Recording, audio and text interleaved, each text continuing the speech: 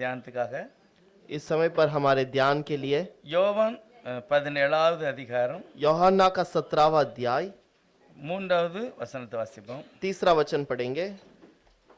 यूहन्ना का 17वां अध्याय उसका 3रा वचन। ஒன்றான மெய்தேவனாகிய உம்மையும் நீர் அனுப்பினவராகிய இயேசு கிறிஸ்துவையும் அறிவதே நித்திய ஜீவன்.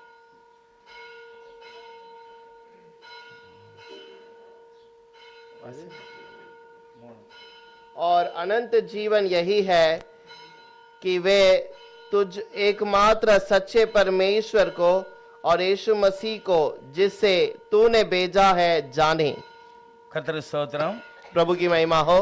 இயேசுவானவர் தன்னுடைய ராபோஜன ஆராதனை முடிச்சிட்டு இந்த வார்த்தைகளை எல்லாம் சொல்லுகிறார். और यीशु मसीह अपने प्रभु भोजन के उस बोझ को खत्म करने के बाद में इस कार्य को बताता है। 13வது அதிகாரத்துல அந்த திருவிருந்து முடிகிறது. और उस प्रभु भोज के जो 13वां अध्याय में वो प्रभु भोज खत्म होता है। 14, 15, 16, 17 எல்லாம் இந்த அதிகாரம் எல்லாம் ஆண்டவர் அந்த மேல் வீட்டறையில உட்கார்ந்து தன்னுடைய சீஷர்களோட அந்த 11 பேரோட மட்டுமே இந்த காரியங்களை பேசுகிறார். और उसके बाद 14, 15, 16 और 17 अध्याय के अंदर उस इन्हीं बातों के बारे में बताता है। எல்லாம் அவங்க தியானிச்ச பிறகுதான் கெத்செமனே தோட்டத்துக்கு போறாங்க. और ये सब बातें सुनने के बाद वो लोग गेत्सेमने बगीचे पे जाते हैं। ஆண்டவர் சொல்லுகிறார், ஒன்றான மெய்தேவன் ஒருவரை நீ நிச்சயமாக அறிந்து கொள்ள வேண்டும். और प्रभु कहता है कि एक सच्चा परमेश्वर को तू जान ले।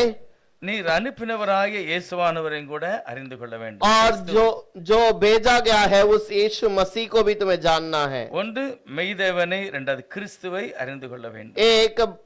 एकमात्र सच्चा परमेश्वर को और दूसरा मसीहा को स्वीकार करना है। அப்பொழுதுதான் உங்களுக்கு நித்திய ஜீவன் அப்படின்னு और சொல்றார். तब ही तुम्हारे लिए अनंत जीवन है। நித்திய ஜீவன் வந்து கடைசியில தான் நமக்கு கிடைக்கும் அப்படிங்கிற ஒரு நம்பிக்கை, விசுவாசம். नित्य जीवन हमारे लिए अंत में ही मिलेगा ऐसा एक विश्वास है। ஆனா அது உண்மைதான், கடைசியில தான் அந்த நித்திய ஜீவனை கர்த்தர் கொடுக்கிறார். और जरूर ये सच बात है कि अनंत जीवन हमें आखिर में ही मिलता है। ஆனா அந்த நித்திய ஜீவனுக்கு முந்தி இடப்பட்ட எந்த நாட்கள்ல, लेकिन उस अनंत जीवन के पहले इस बीच वाले समय के अंदर சகல சேவைகளையும் ஆண்டவர் நமக்கு கொடுத்தார். सारे रुकावट को जो प्रभु हमारे लिए निकाल कर हमें आशीष देगा। அது எப்பொழுது தெய்வத்தை நான் முழுவதுமாக அறிந்து தெரிந்து கொண்டேனோ அப்பொழுது எல்லா ஆசீர்வாதமும் அதற்குள்ளாக கர்த்தர் தருகிறார். और जब मैं प्रभु को अच्छे से जानकर समझकर उसको चलाता हूं तब प्रभु उसके अनुसार मैं आशीष करता है। இந்த வார்த்தைக்காக நம்ம ஜெபம் பண்ணலாம். इस वचन के लिए हम प्रार्थना करेंगे। பரிசுத்தமுள்ளவரே நன்றி சொல்லுகிறேன். पवित्र प्रभु आपको धन्यवाद कहते சர்வ हैं। பூமியையும் ஆளுகிறவரே ஸ்தோத்திரம். सारी पृथ्वी को राज्य करने वाले प्रभु धन्यवाद। மகத்துவத்தை எழுதி இந்த வேதாகமத்தில் வைத்திருக்கிறேன். और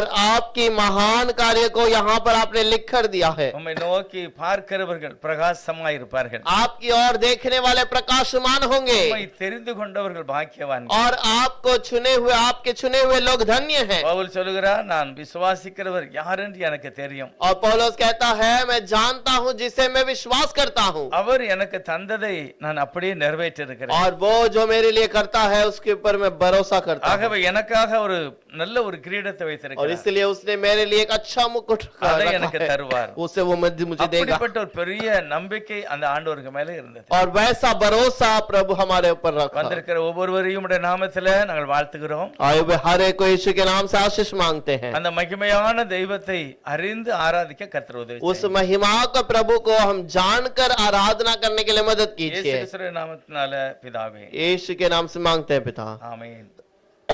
உலகத்துல வந்து நிறைய காரியங்களை வந்து நம்ம தெரிஞ்சிருக்கிறோம், அறிகிறோம். और दुनिया की बहुत सारे बातों के बारे में हमने सुना है और जाना भी है। ஆனா அந்த வேதாகமத்தை கர்த்தர் எழுதி கொடுத்த ஒரு நோக்கம் என்னன்னா, முதலாவது நான் அவரை நான் தெரிந்து கொள்ள வேண்டும். और ये कलाम को प्रभु ने किस लिए ये हमें लिख कर दिया गया है ताकि हम उस प्रभु को जाने। முதலாவது ஆண்டவரை நல்லா நாம அவர் எப்படிப்பட்டவர், और पहले प्रभु को जाने कि वो किस प्रकार का है। 10 கற்பனையில ஆண்டவர் என்ன சொல்ல வருகிறாரு, 10 आज्ञा के अंदर प्रभु क्या कहना चाहता है। எதுக்குமே நீ ஒப்பிடக்கூடாது. और मुझे किसी बात के साथ मुझे जोड़ना नहीं।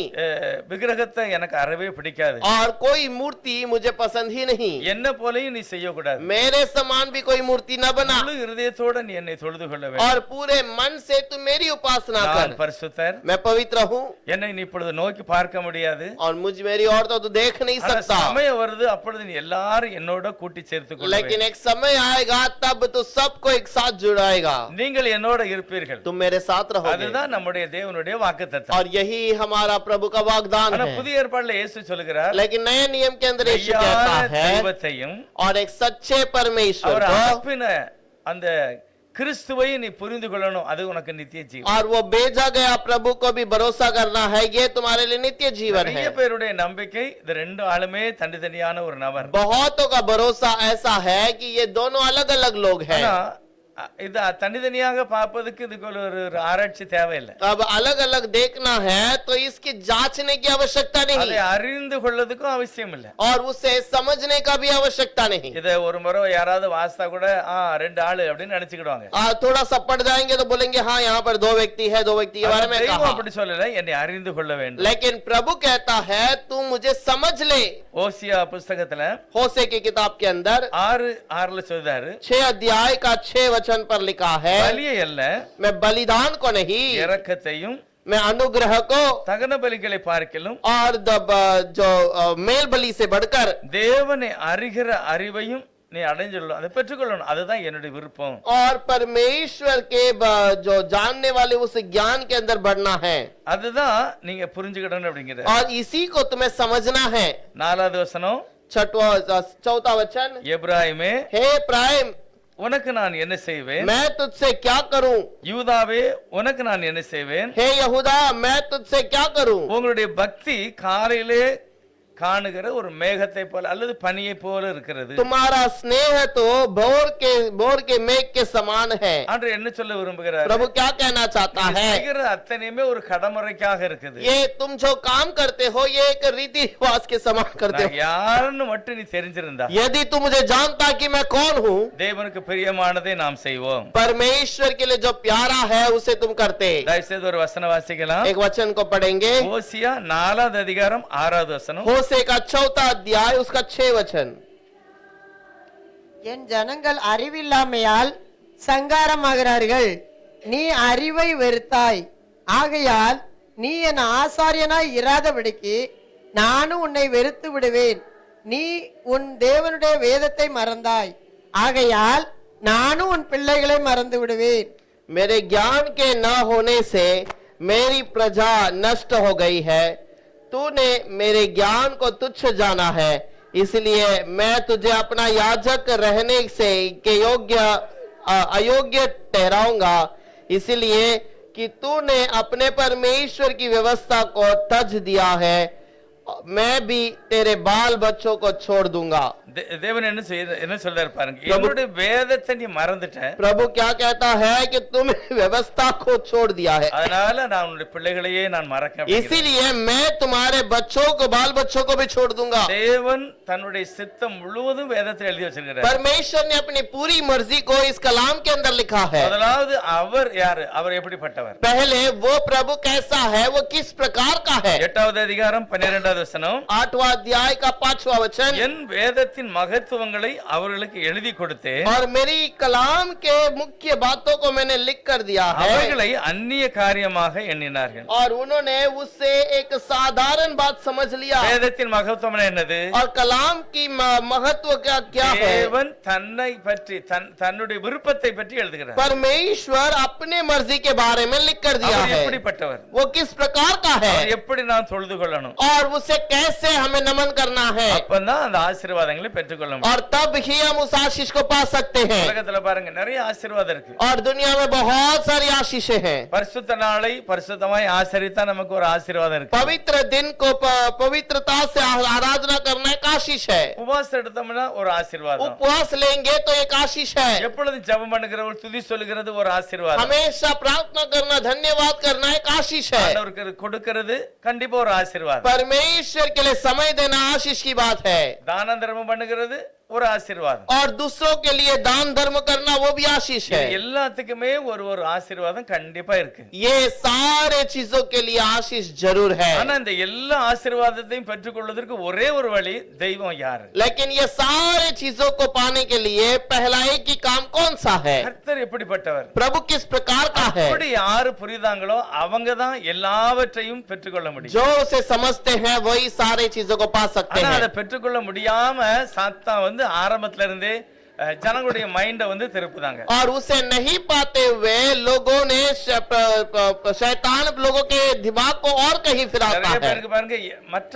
ஆட்களை பற்றி அறிந்துக்க ரொம்ப ஆசைப்படுவாங்க. बहुत सारे लोग दूसरे लोगों के बारे में जानने की इच्छा करते हैं, எதையாவது அறிஞ்சுக்கிடணும். किसी के बारे में कुछ जानना है। சில ஆள் பாத்தீங்கன்னா ஒரு மேரேஜ்னா எவ்வளவு நகை போட்டிருக்காங்க, எவ்வளவு ரொக்கம், ரொம்ப ஆராய்வாங்க. और कुछ लोग अगर शादी है तो वो पूछते हैं कि कितना दहेज मिला है, कितना सोना दिया है, நிறைய விசாரிப்பாங்க. बहुत सारा पूछताछ करते हैं என்னெல்லாம் கிடைக்கும், उस पे क्या क्या मिलता है। அவங்க வீட்டுக்காரங்க யோசித்தா வரல, மத்தவங்க अब घर वाले सोचेंगे तो अलग बात है, लेकिन दूसरे लोग அவங்க எவ்வளவு இவங்களுக்கு கொடுக்க போறாங்க, ये इन लोगों को कितना देने वाले हैं, எவ்வளவு எப்படி அந்த பையன் படிக்கான், और कैसा वो पढ़ाई करता है। இதெல்லாம் ஒரு தப்பான ஒரு எண்ணத்துல தான் இந்த நோக்கமெல்லாம் இருக்கு. अब ये गलत रीति के अनुसार, गलत सोच की वजह से ऐसी बातें हैं। சொல்லுகிறது தெய்வத்தை நீங்கள் இந்த மாதிரி அறியணும். लेकिन कलाम कहता है कि प्रभु को तुम्हें जानना है, அவங்க தான் நித்திய ஜீவனை பெற்றுக்கொள்ள முடியும். और वही लोग नित्य जीवन को पाएंगे। நமக்கு என்னெல்லாம் தெரியுது பாருங்க. हमें क्या क्या पता है, எதெல்லாம் ரொம்ப தெரிய வேண்டாமோ அது நமக்கு ரொம்ப தெரியும். जो भी बातें हमें पता नहीं है वो सारे बातों को हम जानना चाहते हैं। நிறைய பேர் காலையில பைபிள் வாசிக்க மாட்டாங்க, बहुत सारे लोग सुबह कलाम नहीं पढ़ते, ஆனா மொபைல கண்டிப்பா நம்ம பார்ப்போம். लेकिन मोबाइल को तुरंत सुबह उठाते हैं, மொபைல் இருக்கிற நிறைய விஷயங்களை நம்ம படிக்க ஆசைப்படுறோம். और मोबाइल की बहुत सारे बातों को हम सीखने का विचार करते हैं, படிப்ப ஆசைப்படுறோம், हम उसके अंदर और पढ़ना चाहते हैं, இன்னும் நிறைய தெரிஞ்சுக்கணும்னு ஆசைப்படுறோம். और बहुत कुछ जानने का इच्छा करते हैं। ஆனா தெய்வத்தை அறிந்து கொள்ளக்கூடிய ஆசை வந்து நிறைய பேருக்கு கிடையாது. लेकिन प्रभु को जानने वाला वो ज्ञान बहुतों के அது अंदर नहीं है, இல்லாததுனாலதான் தேவனுடைய சித்தத்தையும் செய்ய முடியாது. और वो नहीं है इसीलिए हम प्रभु की मर्जी को नहीं कर पाते।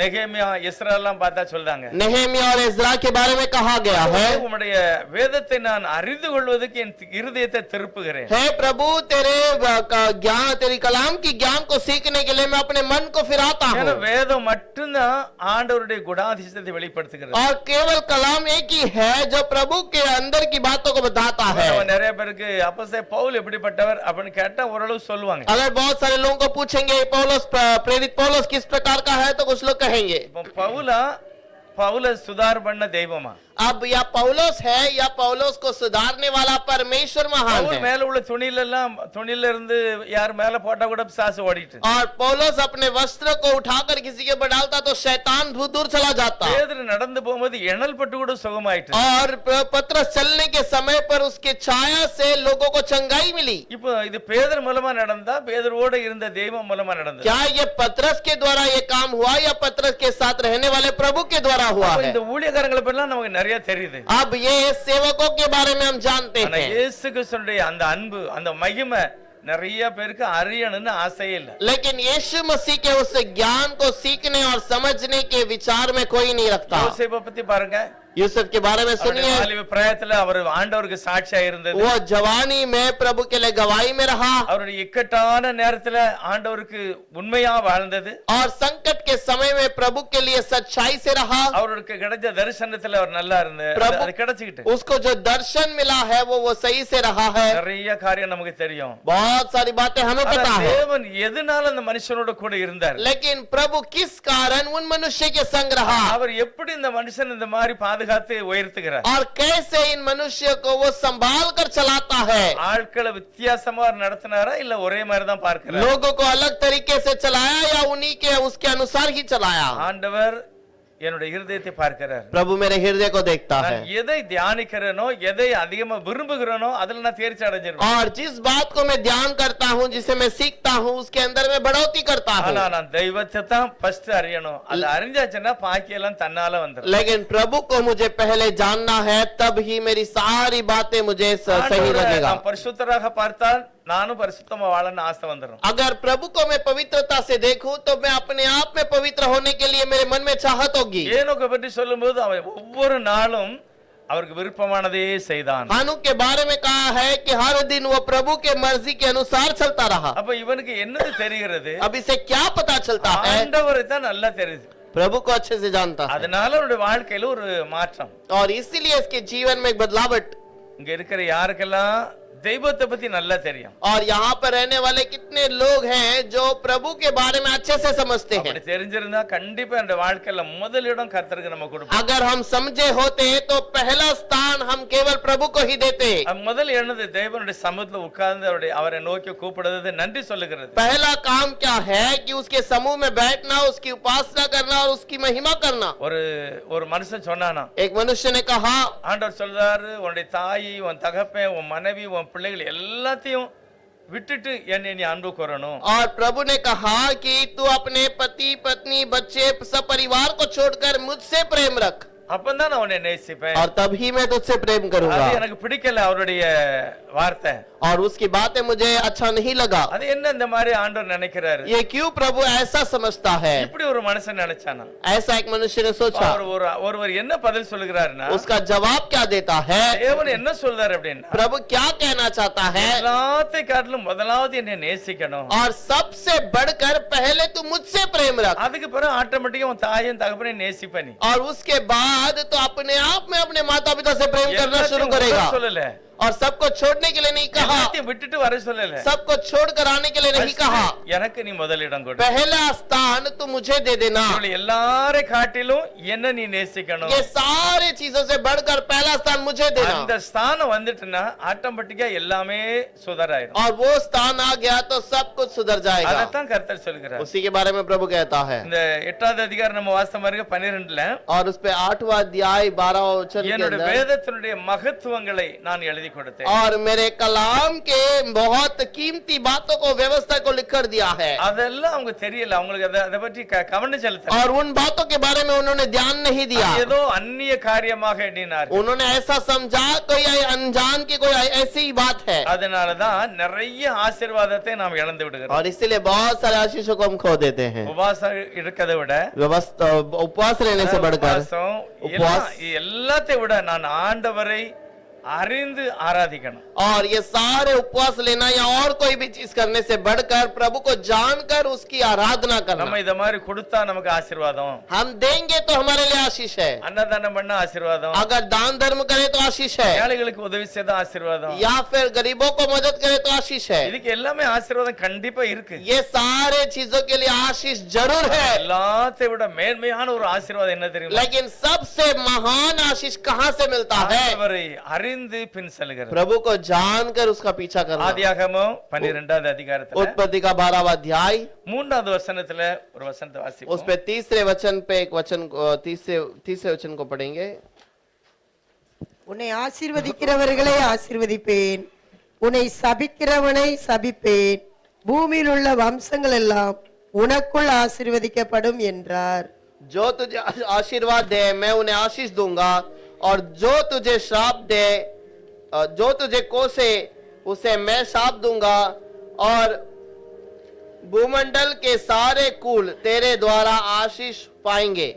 ஆபிரகாமை பார்த்து கர்த்தர் சொல்கிறார், अब्राहम को देखकर प्रभु ने कहा, நான் உன்னை பெரிய ஜாதியாக்குவேன், मैं तुम्हें बड़ा जाति बनाऊंगा, உன் பெயரை பெருமைப்படுத்துவேன். और तेरी नाम की बड़ाई करूंगा। 3வது வசனத்துல என்ன சொல்றாரு பாருங்க, तीसरे वचन में क्या कहता है? உன்னை ஆசீர்வதிக்கிறவர்களை ஆசீர்வதிப்பேன், और जो तुझे आशीष करता है उसे मैं भी आशीष करूंगा, உன்னை சபிக்கிறவர்களை சபிப்பேன், जो तुझे कोसता है उसे मैं शाप दूंगा, பூமியில் உள்ள வம்சங்கள் எல்லாம் உனக்குள்ளாக ஆசீர்வாதமா இருக்கும். और पृथ्वी की सारे संतान तेरे द्वारा आशीष होगी। ஆபிரகாம் தெய்வனை பற்றி என்ன அறிகிறார்? अब अब्राहम ने प्रभु के बारे में क्या जाना है? இவரை மட்டும் நான் பின்பற்றினால் इसके पीछे मैं हो लूं, எல்லா ஆசீர்வாதம் எல்லா தேவையும் அவர் கண்டிப்பா நமக்கு தருவார். सारा जरूरत वो मुझे देगा। இந்த நம்பிக்கை ஆபிரகாமுக்கு இருந்ததுனாலதான் और ये भरोसा अब्राहम को था, इसलिए அவர் என்ன சொன்னாரோ அதுக்கு அப்படியே கீழ்ப்படுகிறார். और वो जो भी कहा उसका पीछे किया। மாதக்கணக்கா சபைக்கு வராதவங்க இருப்போம், और महीने महीने तक हम कलीसिया में नहीं आने वाले होते हैं, 2 வாரம் 3 வாரம் வரவே மாட்டோம். और 2-3 हफ्ते आते ही नहीं। அப்ப நமக்கு யாரு தெரியல,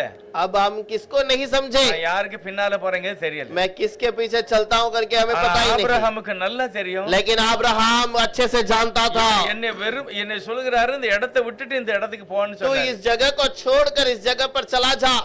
நீ போன இடத்துல பலிபீடத்தை கட்டி பலி செலுத்துன்னு சொன்னாரா? प्रभु ने क्या कहा? तो जाने वाले स्थान पर बलि का स्थान बनाना और बलि चढ़ाना। சொல்லவே இல்ல. ऐसा नहीं कहा। அவர் என்ன சொன்னாரு? प्रभु ने क्या कहा? இந்த ஊரை விட்டுரு, इस जगह को छोड़, இவங்களுடைய நடவுடைய விட்டுரு, इनके चाल चलन छोड़, உங்க தாய் தகப்பன் என்னெல்லாம் செய்தானோ அதையும் விட்டுரு. तेरे माता पिता ने जो काम किया उसे நான் छोड़। எங்க சொல்றேன்னு அங்க போய் நீ குடியிருன்னு தான் சொன்னாரு. मैं जहाँ कहता हूँ वहाँ पर जाके रहना। அவ்வளவுதான் அவருடைய வார்த்தை. केवल प्रभु ने इतना ही कहा। அதே போல அங்க போயிட்டாரு. ये वहाँ चला तो गया போய் முதல் வேலை தெய்வம் சொல்லவே இல்ல, और बलि செலுத்தினார். और वो वहाँ जाने के बाद प्रभु ने जो नहीं कहा उस काम को पहला किया, बलिदान चढ़ाया। எப்படி தெரியும் அவருக்கு? से कैसे पता? தெய்வனை புரிந்தார், சத்தத்தை புரிஞ்சுக்கிட்டாரு. और प्रभु की आवाज को उसने सुना और समझा அவர் சொன்ன வார்த்தைக்கு கீழ்ப்படிஞ்சிட்டாரு. और उसके वचन के अनुसार वो चला। அடுத்த ஆண்டவருடைய இருதயத்துல என்ன விருப்பமோ அது ஆட்டோமேட்டிக்கா அவருடைய இருதயத்துல வந்துட்டு. और प्रभु के मन में जो मर्जी है वो बातें इसके मन में भी आ चुकी। தசமம் கொடுக்க சொன்னாரா क्या ஆண்டவர் ஆபிரகாமை? प्रभु ने अब्राहम को कहा दशमांश दे? சொல்லவே இல்ல. प्रभु ने कहा ही नहीं। அப்ப எப்படி கொடுக்கிறாரு? अब ये कैसे दे रहा है? தெய்வத்தை அறிந்து கொண்டார். उसने प्रभु को जान लिया था। ஆபேல் அப்படிதான். आबेल ने ऐसा ही किया। தேவனை அறிந்ததனாலதான் பலி செலுத்தினார். प्रभु को जानने के कारण उसने बलिदान चढ़ाया। புதிய ஏற்பாட்டுல அது நமக்கு தெரியும், பலி செலுத்தது, காணிக்கை, தசமம் எல்லாம் நமக்கு தெரியும். नए नियम के अंदर हमको पता है बलिदान चढ़ाना, दशमांश देना सब पता है। ஆபிரகாமுக்கு, ஈசாக்குக்கு, யாக்கோபுக்கு, ஆபேலுக்கு தெரியும், யாரும் சொல்லவே இல்லையே. आबेल को, अब्राहम को, ईसा को किसी ने समझाया या बताया था ही नहीं। எப்படி இதெல்லாம் செய்தாங்க? कैसे इन लोगों ने इस बात को पालन किया? ஆண்டவரை அறிந்தவர்கள் பாக்கியவான். वो प्रभु को जानने वाले धन्य है। அவரை தான் நான் முதலாவது தெரிஞ்சுக்கிட்டேன். पहला मेरा काम है कि मैं उस प्रभु को जान लूं। அவரை தெரிஞ்சுக்கிட்டா பாக்கி எல்லாமே நம்ம இருதயத்துல அவர் சித்தப்படி நடக்க ஆரம்பிச்சிடும். उसको जान लूंगा तो सारा चीज उसके मर्जी से चलना शुरू பெரிய होगा। மகிமையான ஆசீர்வாதத்தை ஆபிரகாம் அனுபவித்தார். एक बहुत बड़े महिमा की आशीष को अब्राहम करता है। அவருடைய சந்ததியை முழுசும் நம்ம பார்ப்போம். और उसकी पूरी संतान को हम देखें। கர்த்தருக்கு முதலிடம் கொடுத்தார்கள். प्रभु के लिए पहला स्थान दिया। தாவீது ராஜாவை பற்றி கர்த்தர் சொல்லுகிறார். दाऊद राजा के बारे में प्रभु कहता है, அந்த தேசத்தை விட்டு வெளியே வந்து 400 வருஷம் தாண்டிட்டு उस देश से निकलकर 40 वर्ष पूरे हो गए கூடாரத்துல குடியிருந்தாங்க. और ये तंबुओं में रहते थे, வனாந்திரத்துல இருந்தாங்க, जंगल में रहते थे, அடிமைகளா இருந்தாங்க. गुलाम में थे। ஆனா கானான்ல கொண்டு விட்ட உடனே लेकिन कानान देश में जब आकर पहुंचे நிறைய பேருக்கு நல்ல வீடுலாம் இருந்தது. बहुतों के जीवन में बहुत अच्छा घर था। ஒரு சிலருக்கு வீடு இல்ல, बहुतों के लिए अच्छा घर नहीं ஆனா था, அவங்ககிட்ட பணம் இருந்தது, தங்கம் இருந்தது, எல்லாம் இருந்தது. उनके पास सोना चांदी सब कुछ था। அதை வச்சு நல்ல வீடு வாசல்லாம் கட்டினாங்க. और उससे उन्होंने अच्छा अच्छा घर बनाया। வேற எதையுமே அங்க டென்ஷன் எடுக்கல. और किसी बात की चिंता नहीं की। தாவீது மட்டும் சொல்லுகிறார், लेकिन केवल दाऊद ने मन में विचार रखा, நல்லா இருக்கு, அரண்மனை மாதிரி இருக்கு. मेरा भवन तो बहुत राजमहल समान है। ஆனா ஆண்டவருடைய வீடு ஒரு சாதாரணமா ஒரு குடிசை மாதிரில இருக்கு. लेकिन प्रभु का घर जो है वो तो केवल उस तंबू के समान இந்த है। எண்ணம் தாவீதுக்கு வருது. ये विचार दाऊद के मन में आता है। எப்படி இந்த எண்ணத்தை அவருக்கு அந்த எண்ணத்தை அவருக்கு தெரிஞ்சுக்கிட்டாரு? कैसे वो प्रभु के उस विचार को पहचान लिया? ஆண்டவரே, நான் உம்முடைய சமூகத்துல காத்திருப்பதையே நான் விரும்புகிறேன். हे प्रभु, आपके समूह में इंतजार करना मैं चाहता हूँ உம்மை இன்னும் நான் ஆராய்ந்து பார்க்க விரும்புகிறேன். और आपको और जानना चाहता हूँ। நான் எனக்கு தெரிஞ்சுக்கிட்டேன், எங்க அம்மா அப்பா விட்டாலும் சரி நீர் என்ன விட மாட்டீங்க. मैं समझ गया, मेरे माता पिता छोड़ भी देंगे तो आप मुझे नहीं छोड़ेंगे। சிங்க குட்டி பட்னியா இருந்தாலும் பரவாயில்ல, நான் ஒரு நாளும் பட்னியா இருப்பேன். मैं समझ गया कि सीए के बच्चे भूखे रहेंगे लेकिन मैं भूखा नहीं रहूंगा। நீதிமானுடைய பிள்ளைகள் ஒரு நாளும் அப்பத்துக்கு இறந்து தெரியாது. धर्मी के बच्चे कभी रोटी के लिए यहाँ वहाँ नहीं எனக்கு भटकेंगे। நீர் தான் கண்மலை, எனக்கு நீர் தான் கோட்டை. मेरे लिए चट्टान और मेरा गढ़ तू ही है। அப்போ அதனால தான் எப்பவுமே பாடி மகிமைப்படுத்துகிறவராக இருக்கிறார். और इसीलिए वो हमेशा स्तुति महिमा ஆண்டவரை करता हुआ रहा। அறிந்தவர்கள் பாக்கியவான்கள். और प्रभु को महिमा करने वाला धन्य है। அவங்க தான் அந்த வேலையை செய்வாங்க. और वही लोग ऐसे कार्य करेंगे। ஜெபம் பண்ணாம ஒரு சில வேலை செய்ய மாட்டாங்க. और बिना प्रार्थना किए कुछ काम को करेंगे ही नहीं। எந்த இடத்துல வேலை பார்த்தாலும் சரி, कोई भी काम क्यों ना करें, எந்த ஆபீஸ்ல இருந்தாலும் சரி, कोई भी ऑफिस में क्यों ना रहे, அவங்களுடைய நடவோட எல்லாமே வித்தியாசம். उनका चाल चलन सब कुछ अलग है। நம்ம நேவில வேலை பார்த்த ஒரு ஜஸ்டின் ஒரு பிரதர் மலையாளி, और नेवी में काम करने वाले भाई जस्टिन करके एक केरला वाले थे। அவர் ஒரு ஆபீசர் தான். वो एक ऑफिसर है। அவருக்கு கீழே ஒரு 10 பேருக்கு மேல வேலை செய்தாங்க. उनके अंदर करीब 10 लोग काम करते थे। அவர் 10 பேருக்கு மேல ஒரு அதிகாரி. और 10 लोगों के ऊपर का अधिकारी है। காலையில போன உடனே எல்லாருக்கும் மத்தியில எழும்பி நின்று வேத வாசித்து ஜெபித்து தான் அவர் வேலையை ஆரம்பிப்பார். और वो जैसे ऑफिस में पहुंचता है सबके बीच में वो खड़े रहकर पहला कलाम पढ़ता है, प्रार्थना करता है, फिर अपने काम को आरंभ करता है। அதுதான் செய்தார். वही काम करता है। தேவனை அறிந்து கொள்கிறது. प्रभु को ज्ञान समझ लेना। ஒரு சால ஊழியம் பார்க்கிற யார் அகஸ்டின் ஜெபக்குமார், और बिहार में सेवकाई करने वाले भाई अब अगस्तिन जबकुमार, அவரை பற்றி தெரியும், நிறைய நல்லா தேவனுடைய ஊழியத்தை செய்கிறார். उनके बारे में जानते हैं कि वो अच्छा सेवकाई करते हैं। பீகார்ல ஒரு முறை ஒரு சட்டம் வந்ததுதான். बिहार में एक बार एक नियम आया था, எந்த பள்ளிக்கூடத்திலையும் பைபிள் வாசிக்க கூடாது, किसी भी स्कूल में बाइबल नहीं पढ़ना है, ஜெபம் பண்ண கூடாது, प्रार्थना नहीं करना है। இது எல்லாம் சட்டம் வந்துட்டு. ये ऐसा नियम आ चुका। இவர் உடனே அந்த ஃபேமிலி, அதாவது பிள்ளைகளுடைய தாய் தப்பனெல்லாம் கூட்டு ஒரு மீட்டிங் போட்டிருக்காங்க. और वो अपने उन बच्चों के माता पिता को बुलाकर एक मीटिंग रखा है। அவருக்கு நிறைய பள்ளிக்கூடம் இருக்கு, 1000க்கு மேல பள்ளிக்கூடம் வச்சிருக்காங்க. और उन्होंने बहुत सारे स्कूल रखे हैं, उनके अंडर में स्कूल है, ஆஸ்பத்திரி இருக்கு, हॉस्पिटल है। எல்லாம் அந்த தாய் தப்பனை கூட்டு ஒரு மீட்டிங் போட்டாங்க. और सारे माता पिता को बुलाकर उन्होंने मीटिंग रखी। எங்களுடைய நோக்கம் பள்ளிக்கூடம் நடத்த கிடையாது, और हमारा विचार जो स्कूल चलाने का नहीं है। எங்களுடைய ஒரே ஒரு நோக்கம் மனுஷன் தெய்வத்தையும் தெரிஞ்சுக்கிடணும், உலகத்தையும் தெரிஞ்சுக்கிடணும். और मनुष्य दुनिया को भी पहचानना है और प्रभु को भी पहचानना है। அவன் ஞானமா புத்தியா நடக்கணும். वो ज्ञानवान और बुद्धिमान होकर அதுக்கு चलना நீ है। வேதத்தை படிச்சாதான் கிடைக்கும். और वो कलाम पढ़ने पर ही मिलेगा। ஆகவே எங்க பள்ளிக்கூடம் நாங்க வேதாகமத்தை வாசித்து ஜெபம் பண்ணுவோம். और इसीलिए हम कलाम को पढ़कर यहाँ पर प्रार्थना करेंगे। ஒருவேளை இந்த அரசாங்கம் கண்டிப்பா செய்யக்கூடாதுன்னு சொன்னாங்கன்னா, अगर गवर्नमेंट जरूर इसे नहीं करना है करके कहागा, இதப்பனாங்க நீங்க சொல்லலாம் எங்க பிள்ளைகளுங்க தான் படிக்கும் அப்படின்ட்டு. और मेरे बच्चे यहाँ पर ही पढ़ेंगे करके आप कह सकते हैं। அப்படி நீங்க சம்மதிக்கல அப்படின்னா, अगर आप आज्ञा नहीं मानते, வாசிக்க கூடாதுன்னு சட்டம் வந்ததுன்னா, अगर पढ़ना नहीं है करके नियम आता है, கண்டிப்பா நாங்க பள்ளிக்கூடத்தை அடைச்சிரோம், எங்க போய் படிக்கணுமோ அங்க போய் படிங்க. और जरूर हम सारा स्कूल बंद कर देंगे, आप जहाँ सीखना है वहाँ पर जाके என்னுடைய सीखिए। தேவன் சொல்லி இருக்கிறார், हमारा प्रभु ने कहा, முதலாவது எனக்கு நீ இடம் கொடு, पहला स्थान तो मुझे देना, அப்பதான் உனக்கு எல்லாமே கிடைக்கும். और तब तुम्हें सब कुछ मिलेगा। ஆகவே வேத வாசிப்பு இல்லன்னா நான் பள்ளிக்கூடத்தையும் அடைச்சிருவேன், ஆஸ்பத்திரியும் அடைச்சிருவேன். और इसलिए कलाम अगर नहीं है तो अगर हम कला स्कूल भी नहीं चलाएंगे, कुछ नहीं करेंगे। அப்படிப்பட்ட ஒரு நம்பிக்கை ஆண்டவருக்கு மேல இருந்தது. और वैसा भरोसा प्रभु के ऊपर था। நமக்கு அந்த நம்பிக்கை இருக்கணும். हमें भी वो भरोसा चाहिए। முதலாவது நான் அதிகாலையில் எழும்பி ஆண்டவரை ஆராதிக்காம ஜெபிக்காம எதையுமே செய்யக்கூடாது. पहले मैं कलाम को लेकर प्रार्थना किए बिना मैं कोई काम नहीं करना ஒரு தீர்மானம் चाहिए। எடுக்கணும். एक निर्णय लीजिए, ஆண்டவரே, ஞாயிறு ஆராதனைக்கு நான் லீவே போட மாட்டேன். हे प्रभु रविवार की आराधना के लिए मैं कभी छुट्टी नहीं இது करूंगा। வேதத்துல சட்டம் இருக்கு. और कलाम में नियम है, இதை நீங்க செய்யலாம், செய்யாம வேற வழியில எல்லாம் நம்ம எதையாவது வாங்கிடலாம், பெருசாயிடலாம்னா கஷ்டம். अगर ये छोड़कर आप कई और तरीके से लेना चाहेंगे तो बहुत तकलीफ है। நிறைய பேருக்கு பாருங்க நல்ல சொந்த வீடு கிடையாது, बहुत सारे लोगों का अच्छा घर नहीं है, நல்ல சம்பளம் கிடையாது, अच्छा पगार नहीं है, நிறைய சம்பளம் நிறைய பேருக்கு குறையா இருக்கு. बहुत सारे लोगों का पगार कम है। இப்படியே தான் இருக்கணுமா? क्या ऐसा ही रहना है? யா இப்படிதான் இருக்கணும்னு சொல்றாரு क्या வேதத்துல. प्रभु ने कहा कि ऐसे ही रहना है कलाम में? ஆண்டவர் சொல்கிறார், உலகத்தில் உள்ள எல்லாரை காட்டிலும் நான் உன்னை மேன்மையாக प्रभु வைப்பேன். कहता है कि दुनिया के सारे लोगों से मैं तुम्हें बढ़ाऊंगा। அப்ப நான் குறைவுள்ளவனா இருக்கிறேன், अब मैं कमी का टिका हूँ, அப்ப நான் என்ன செய்யணும்? अब मुझे क्या करना है? தேவனுடைய சமூகத்தை நாடணும், प्रभु के समूह को जानना है, அவரு சொல்லணும். उसे समय उसे बोलना ஆண்டவரே, है। எல்லாரை காட்டிலும் மேன்மையா வைக்கணும்னு சொல்லிருக்கிறீரே, प्रभु आपने तो कहा मुझे सब लोगों से बढ़ा के रखेंगे। இன்னும் வாடகை வீட்டுல தானே இருக்கேன், अभी भी मैं भाड़े के घर पे रहता हूँ, அப்படிதான் இருக்கணுமா? क्या ऐसे रहना है? நான் சொந்தமா வீடு வாங்க கூடாதா? क्या खुद का घर नहीं लेना है? கடன் வாங்கி வாங்க சொல்லல, प्रभु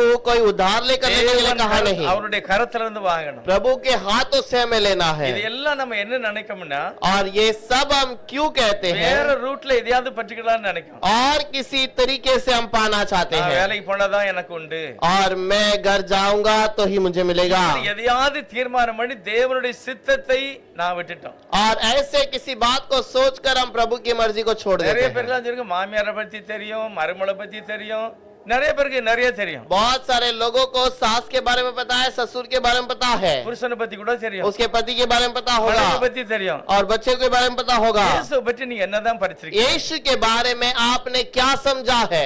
அவரை பத்தி என்ன நினைக்கிறீங்க? आप प्रभु यीशु को क्या समझते हैं? என் புருஷனை மாதிரி தான் ஏசுனார், ஒரு லிமிட் தான், அவ்வளவுதான். और मेरा पति के समान ही है, वो उसका कोई हक है, वो उसका जो जिम्मेदारी है बस उतना ही संभालेगा, மாசம் மாசம் அவளை சம்பளம் கொண்டாடுறாரு, அவ்வளவுதான். और वो महीने महीने इतना पगार लेकर आएगा।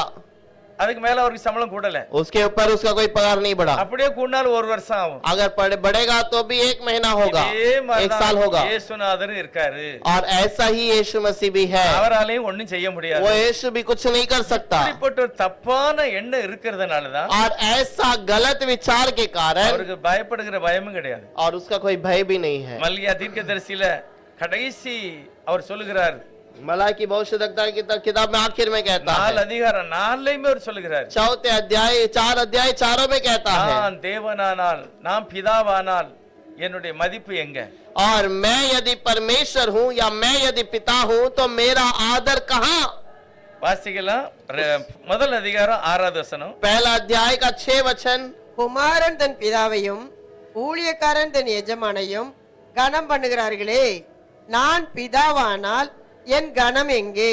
நான் எஜமானானால் எனக்கு பயப்படும் பயம் எங்கே என்று சேனைகளின் கர்த்தர் தமது நாமத்தை அசட்டை பண்ணுகிற ஆசாரியர்களாகிய உங்களை கேட்கிறார். அதற்கு நீங்கள் உமது நாமத்தை எதினாலே அசட்டை பண்ணினோம் என்கிறீர்கள். சரி, வாசிக்கலாம். पुत्र पिता का और दास स्वामी का आदर करता है। यदि मैं पिता हूँ तो मेरा आदर कहाँ है? और यदि मैं स्वामी हूँ तो मेरा भय मानना कहाँ? सेनाओं का यहोवा तुम याजकों से भी जो मेरे नाम का अपमान करते हुए यह बात पूछता है, परंतु तुम पूछते हो हमने किस बात में तेरी नाम का अपमान किया है? ஆண்டவர் சொல்றாரு, प्रभु कहता है, அவங்க அம்மா அப்பாவை வேலை பார்க்கிற இடத்துல ஆபீசர் எல்லாத்துக்கும் ஒரு மதிப்பு இருக்கு, மதிப்பு கொடுக்கிய. और तुम अपने माता पिता का और अपने ऑफिस में अपने हर जगह पर हर एक व्यक्ति को आप आदर करते हो। ஆனா எனக்கு பயப்படுற பயம் எங்க? मेरा भय मानना कहाँ है? அவருக்கு பயப்படுறதுன்னா என்னது? उसका भय मानना मतलब क्या? அவர் சொல்றாரு, எனக்கு பயப்படுகிறவன் அல்லது என்னிடத்தில் அன்பு கூறுகிறவன் வசனத்தை கைக்கொள்ளுதான் அடையாளம். और उसका भय मानना वचन का पालन करना है। ஆவியானவர் பரிசுத்த ஆவி ஒரு மனுஷனுக்குள்ள இருக்குதுக்கு என்ன அடையாளம்? और पवित्र आत्मा एक व्यक्ति के अंदर रहने का भय का कारण क्या है? அவன் கனியினாலே வெளிப்படுவான். वो फल के द्वारा प्रकट होगा। அதுதான், வேற வழி எல்லாம் இல்ல. और वही है, और कोई रास्ता नहीं है। வேற ஏதாவது இருக்கா? क्या और कोई रास्ता है? கர்த்தருடைய ஆவி இருக்குங்கிறது எப்படி அடையாளப்படுத்துகிறது? और उसे जानने का या समझने का चिन्ह कैसे पहचानोगे? தேவனை அறிகிற அறிவை அடைஞ்சாம்னா அவனுடைய வாழ்க்கை எல்லாமே மாறிடும். परमेश्वर के ज्ञान को समझोगे तो उसके जीवन बदल जाएगी। தேவன் ஒரு நாளை பரிசுத்தப்படுத்தி இருக்கிறார், परमेश्वर एक दिन को पवित्र किया है, அதை நமக்காக கொடுத்திருக்கிறார். वो हमारे लिए दिया है। அந்த நாள்ல उस दिन के अंदर எழும்ப முடியாம நீங்க படுக்கையில கிடைக்குன்னு வைங்களேன், अगर उस दिन में आप ऐसे पड़े हैं जैसे आप उठ नहीं सकते, அன்னைக்கு நீங்க சபைக்கு வரலன்னா ஒண்ணும் பாதகமே இல்ல. और उस दिन अगर आप कलीसिया में नहीं आते तो कोई दिक्कत ஆனா नहीं। அன்னைக்கு நம்ம இஷ்டம் போல அங்கங்க லாந்தது போறது, लेकिन हमारी मर्जी से हम परमेश्वर के दिन को छोड़कर और कहीं भटकना, யூடியூப் பார்க்கறது, படம் பார்க்கறது, या फिर यूट्यूब देखना या कोई मूवी देखना, கொஞ்சம் யோசிச்சு பாருங்க எவ்வளவு ஒரு துணிவான வேலையை நம்ம செய்துகிட்டு இருக்கோம். कोई थोड़ा सोच कर देखिए कैसे हम अपने बिंदास अपने कामों को करते ஒருவேளை நம்ம हैं। தாய் தகப்பனுக்கோ நம்ம புருஷனுக்கோ தெரியாம இருக்கலாம். यदि मेरे पति या पत्नी या कोई मेरे बच्चों को नहीं पता होगा, என்னை படைத்தவர் என்னை பார்த்து சொல்றாரு, मेरा पद बनाने वाला परमेश्वर मुझे देखकर कहता है। என்னை ஒரு குருடன் போல நினைச்சுக்கிட்டு தாங்க. और इन लोगों ने कहा, ये लोग सोचते हैं कि मैं एक अंधा हूँ, இவங்க செய்தது யாருக்குமே தெரியாது. ये जो करते हैं कोई देखता नहीं, கதவு சாத்தி இருக்கு, और दरवाजा बंद है, புருஷன் வேலைக்கு போயிட்டான், पति नहीं है, அம்மா வீட்டுல இல்ல, माँ घर पर नहीं யார் है, பாக்கா? कौन देखता है? இதெல்லாம் ஆண்டவர் பாக்குறாரு. இவங்க இதுதான் நினைச்சுக்கிட்டு இருக்காங்க. ये सारे बातों को समझते हैं, प्रभु इसी बात को அவருடைய जानता है। கண் பூமி எங்கும் பார்க்கிறது. उसकी आंखें सारे पृथ्वी पर लगी है। எரேமியால ஒரு வசனம் இருக்கு, यिर्मयाह के अंदर एक நான் वचन நோக்கி कहता है, பார்த்தேன், और मैंने देखा அவனுடைய அநீதியை கண்டு और उसके अन्याय को देखकर அவனை அழித்து விட்டேன் அப்படிங்கிறது. उसको नाश किया करके कहता है। இப்படி எரேமியா எசேக்கியேல்லாம் வசனம் எழுதி இருக்கிறார். और ऐसे यिर्मयाह एजेकिएल में वचन लिखा हुआ है, தேவன் என்னை அழைத்த ஒரு நோக்கம். और परमेश्वर मुझे बुलाने का एक विचार। 2 பேதுருவின் புத்தகம் दूसरा पत्रस का किताब, முதல் அதிகாரம் पहला अध्याय 3வது வசனம். 3रा वचन। 2 பேதுரு முதல் அதிகாரம் 3வது வசனம். दूसरा पत्रस उसका पहला अध्याय का 3रा वचन। தம்முடைய மகிமையினாலும் காருண்யத்தினாலும் நம்மை அழைத்தவரை அறிகிற அறிவினாலே ஜீவனுக்கும் தேவ பக்திக்கும் வேண்டிய யாவற்றையும் அவருடைய திவ்ய வல்லமையானது நமக்கு தந்திரனதும் அன்றி. முதலாவது சொல்லுகிறது, தம்முடைய மகிமையினால், அவர் தன்னுடைய மகிமையினாலும் और वो अपने महिमा से காருண்யத்தினாலும். और अपनी करुणा से। கருணைன்னு என்ன தெரியுமா? காருண்யம், करुणा का मतलब क्या है? காருண்ய ஸ்கூல் இருக்கு அங்க கோயம்புத்தூர்ல. कोयम्बतूर में कारुण्या का एक स्कूल है। காருண்யம்னா என்னது? कारुण्या का मतलब क्या है? தன்னை அழித்து பிறருக்கு நன்மை செய்கிறது.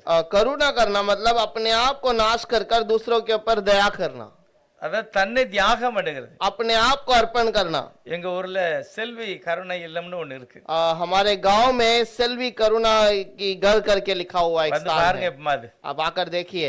ஏழை எளிய ஜனங்களை அவங்க கூப்பிட்டு और जो बहुत ही गरीब में है उन बच्चों को लेकर நல்ல சாப்பாடு கொடுத்து अच्छा भोजन देकर, எவ்வளவு படிக்கணுமோ அவ்வளவு படிக்க வச்சு जितना पढ़ना है उतना पढ़ाई देकर ஒரு நல்ல வேலை எடுத்து கொடுத்து அவங்க வீட்டுல வந்து விட்டுருவாங்க. और अच्छा सा काम देकर वो अपने घर पर, उनके घर पर छोड़ देते हैं। அதுதான் அவங்க செய்துகிட்டு இருக்காங்க. यही काम वो करते हैं இதுதான் சரியான கருணை. और यही करुणा है। தங்களுடைய பணத்தை போட்டு படிக்க வைக்காங்க. अपने पैसों से उन्हें पढ़ाते हैं। என்னதெல்லாம் படிக்கணுமோ அதெல்லாம் படிக்க जो வைக்காங்க. उनको पढ़ना है सब पढ़ाएंगे। அவங்க சம்பளம் வாங்கு வரைக்கும் செய்துட்டு और जब तक वो पगार लेने का समय आता तब तक उनको அந்த मदद करते हैं। சம்பளம் வாங்கின பிறகு அவங்க வீட்டுல விட்டு விட்டுருவாங்க. और जब पगार लेने का समय आता है तो वो उनके माता पिता के पास दोबारा छोड़ देते हैं। இதுதான் கருணை. यही करुणा இதுல करना। பைபிள்ல இயேசுபாடு சொல்றாரு, यीशु यहाँ पर कहता है, என்னுடைய மகிமையினாலும் मेरी महिमा என்னுடைய से கருணையினாலும் और मेरी करुणा से।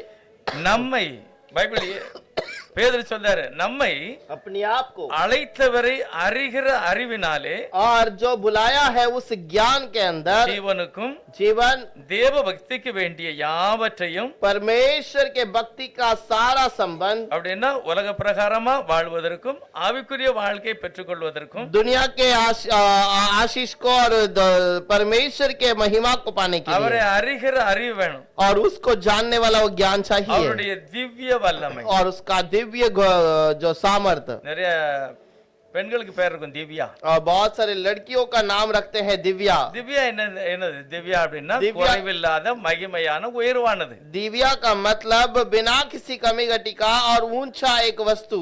யோவானுக்கு அந்த பேரை கொடுத்திருக்காரு. திவ்ய யோவானுக்கு வெளிப்படுத்தின விசேஷம். और दिव्य யோहन्ना को प्रकाशित किया हुआ शब्द, வெளிப்படுத்தின விசேஷத்துக்கு அப்படிதான் தலைப்பு போட்டிருக்கு. प्रकाशित वाक्य का जो उसका ऊपर पहला नाम यही लिखा ஆண்டவருக்கு है। நிறைய சீசர்மார் இருந்தாங்க. बहुत सारे शिष्य थे, ஆனா யோவானை போல யாருமே இல்ல. लेकिन यूहन्ना के समान नहीं था, குறைவில்லாதவன், बिना किसी कमी घटी का, மகிமையானவன். महिमा का। அப்படிப்பட்ட அன்பு உள்ள அந்த மனுஷனுக்கு தான் அந்த பொறுப்பையே கொடுக்கிறார். वैसा महिमा के व्यक्ति को ही ऐसे அந்த बातों को வார்த்தையை दिया है। தான் போட்டிருக்காரு, நமக்கும் கொடுத்துக்கிறார். और वही बात को कहता है, तुम्हें भी दिया है। இன்னொரு வசனம், இன்னொரு முறை அந்த வசனத்தை வாசிப்போம் எல்லாரும். और एक बार उस वचन को पढ़ेंगे।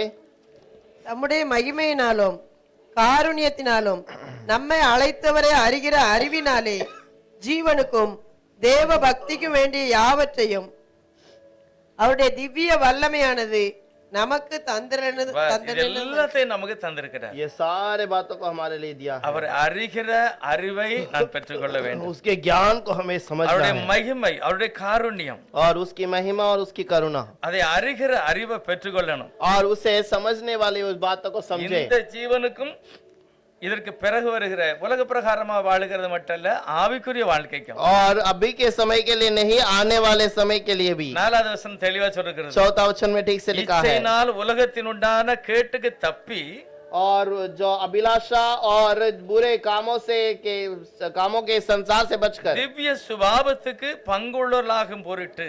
और ऐश्वर्य स्वभाव के भागी होने के लिए। அப்படின்னா இந்த உலகத்துல நிறைய இசிக்கப்படக்கூடிய நிறைய ஒண்ணை நம்முடைய வாழ்க்கையில கிறிஸ்துவை விட்டு பிரிக்கக்கூடிய நிறைய காரியம் இருக்கு. इसका मतलब दुनिया के रीति पे बहुत सारी ऐसी बातें हैं जो प्रभु से हमें दूर कर सकता है, அதெல்லாம் கேடானது. वो सब बुराई का है। ஆனா இது எல்லாத்துக்கும் ஒண்ணை நான் தப்புவிப்பதற்காக, और ये सारे चीजों से बचने के लिए, அந்த மகிமையான சுபாவத்துக்கு ஒண்ணு பங்காளியா மாற்ற, वो बहुमूल्य चीजों के लिए तुम्हें भागीदार बनाने के लिए, மகா மேன்மையும் அருமையுமான வாக்கு தத்தங்களும் அவைகளினாலே நமக்கு தந்திருக்கிறார். और उसके द्वारा उसने प्रतिज्ञा त्याग किया है और हमें छुटकारा भी दिया है। எப்படிப்பட்ட ஆசீர்வாதம்! और कैसा आशीष! மகிமையான ஆசீர்வாதம் கடைசி மட்டும் தருகிறது. महिमा का आशीष आखिर तक देता है।